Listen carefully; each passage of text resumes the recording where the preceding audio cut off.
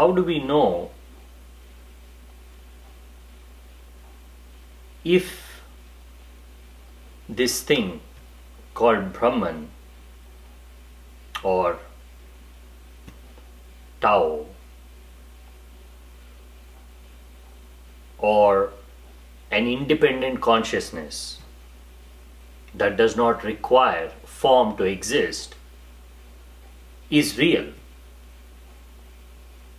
Because ultimately, without a direct experience, without direct knowledge, there is no way to simply accept this. If you just accept it, it's philosophical. What difference does it make? How does that remove your confusion?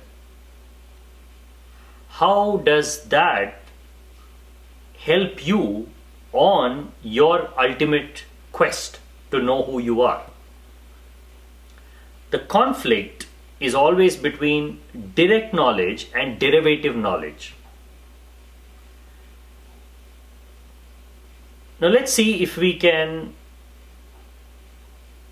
try and understand the difference between the two and how fundamental is this difference. It's going to be very hard to understand this intellectually because there's the mind that is already fixed. It thinks that it knows. That's the biggest problem.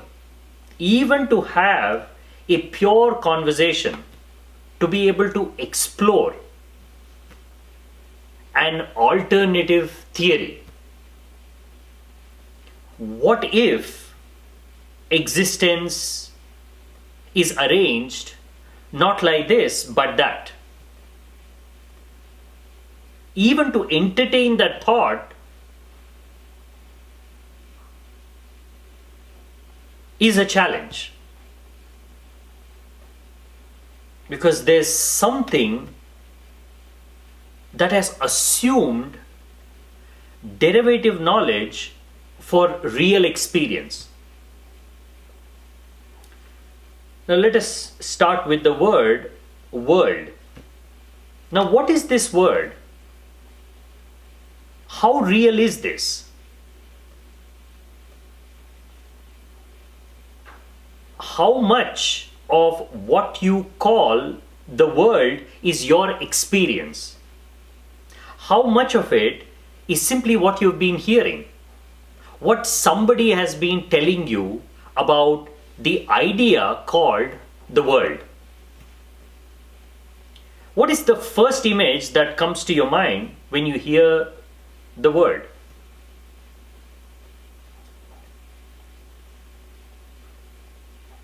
In all probability, you see the earth. You see a globe. Have you ever seen earth like that? Is that your direct experience? And yet you fully believe it. That's the difference between direct knowledge and derivative knowledge. Derivative knowledge feels very real because there's so much of it. Direct experience is so little that it appears to be something rare. Once in a while, you are given an opportunity to experience something directly. Because it is so rare, you call that a profound experience, a transcendental experience, a deep experience. All the derivative knowledge, which has nothing to do with reality, has been accepted as true knowledge. If you were to debate with someone and say, I'm going to challenge the idea that the world is a globe. I'm not saying it's flat. I'm just saying I have never seen Earth the way you are showing it to me in pictures. That is not my experience.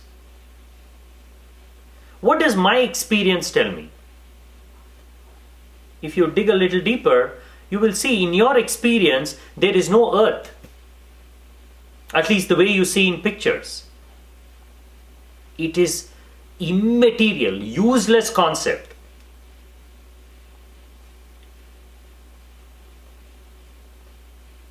A lump of rock, infinitesimally small, insignificant, when compared to the vastness of the space around it, is revolving around a ball of fire. And there are few other entities. Together, this is the solar system. And from there, you extrapolate. There are other stars, there are other galaxies. So the universe is vast with all this. Is this your direct experience, or is this derivative knowledge? Just because you can see something, you can extend your senses, doesn't mean you are capturing reality the way it is. What if there is a distortion in your vision? What if perception is limited? When you get close to something, you see it one way. When you start moving farther and farther away from it, because your perception is limited, it begins to appear in a certain way. So when you are close to the scene of action, the body, the mind, and what's happening all around you, life is a dream.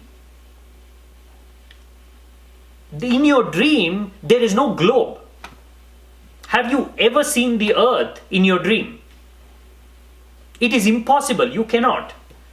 Because it has no emotional connect with who you are. It is not a part of your dreaming landscape at all. It is some external knowledge that you can either accept or reject. If you are a scientist, of course, accepting that knowledge is paramount. Otherwise, you would not even be regarded as a scientist. But for you as an individual who's on this quest for truth, firstly, if you are searching for truth, you cannot identify yourself with anything. You cannot search for truth as a doctor, as an engineer, as a scientist, as a mullah, as a priest. You cannot. That's the first requirement, that you have to search by leaving your preconceived notions and attachments. You cannot be attached to things of utility, things that you want to be attached to because they are useful in some way in the world. We are talking about an inquiry into the actual nature of things. What is blocking our perception of reality? It is nothing but this mountain of derivative knowledge, which we have accepted as true knowledge. Otherwise, there is nothing stopping you from experientially seeing intuitively what you are and what life is. It's an instantaneous realization. It is not happening because that instantaneous realization wipes out every derivative knowledge that you have accepted as true. It won't question it, it won't challenge it, it will decimate it. You're not ready for the decimation of the world that you hold in your mind. It is so strong, it is so rigid. Take the simple idea of transcendence. It is possible for you to experience yourself as a pure being without the body. Now, this is such a difficult proposition because In your derivative knowledge, there is earth, there is the sun. You are infinitesimally small. You are bound to the laws of nature. You are like all other creatures of existence. Physicality is your very nature. There's so much of this derivative knowledge that even accepting theoretically that there is such a thing as consciousness, there is such a thing as a vast mind that is independent of the body, unless you are willing to drop everything for the sake of truth, you won't be able to accept this statement.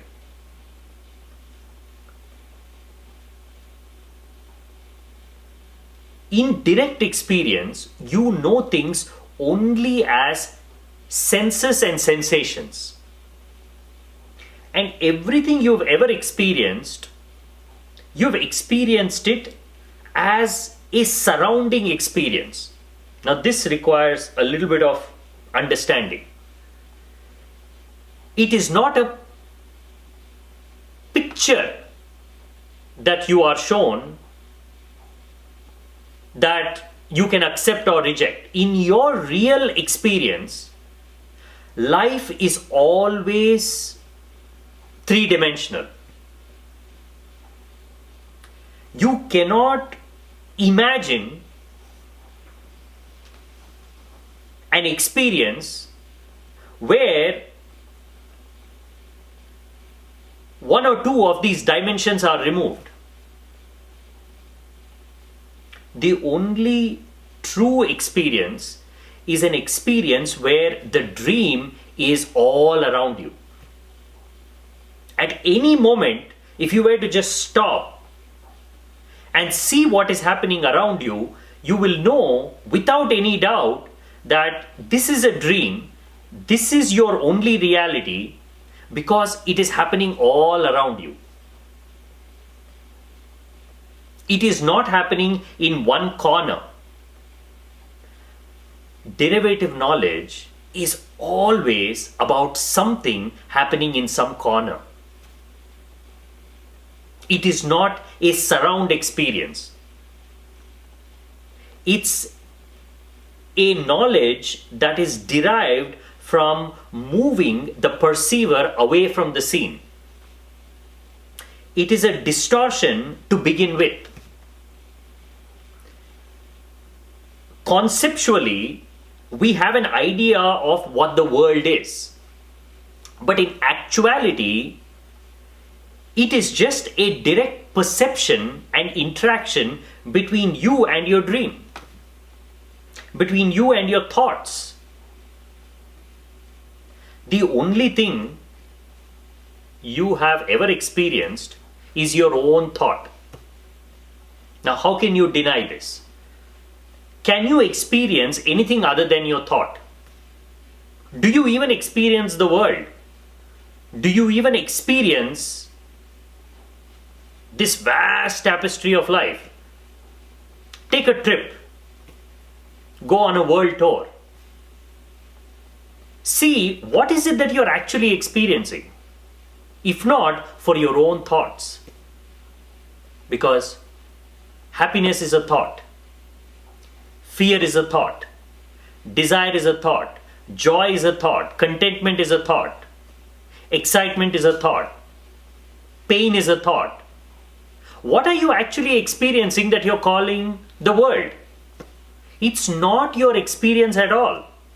And yet, you fully believe in this theoretical explanation. It is a theoretical explanation. As Stephen Hawking beautifully said, we are all inside a glass dome and we are looking outside from inside this glass dome trying to understand the nature of reality. Even before we begin, everything is distorted. The only thing we have done so far as science is simply to understand this distortion using language. We have not even begun the inquiry into the nature of reality. Because for that, You have to clear out the distortion first. What we have done in the name of inquiry, in the name of experimentation, in the name of science, is simply augment our senses. We can see, so stretch that seeing. Create a telescope and see as far as you can, where your naked eye cannot see. Or create a microscope and see into the inaccessible world just by augmenting your senses. You cannot hear, extend that hearing. You cannot touch something, just imagine it. Send a probe, send something. Our science is derivative knowledge. There is no direct perception. It is objective conceptualization of something we are experiencing. We don't know why we are experiencing this. What is the purpose of it? We have tried to arrange it. To know what reality is, you have to experience it as something that is happening in the now. Anything and everything that is outside this now is non-existential. As far as the individual is concerned, only this moment is real.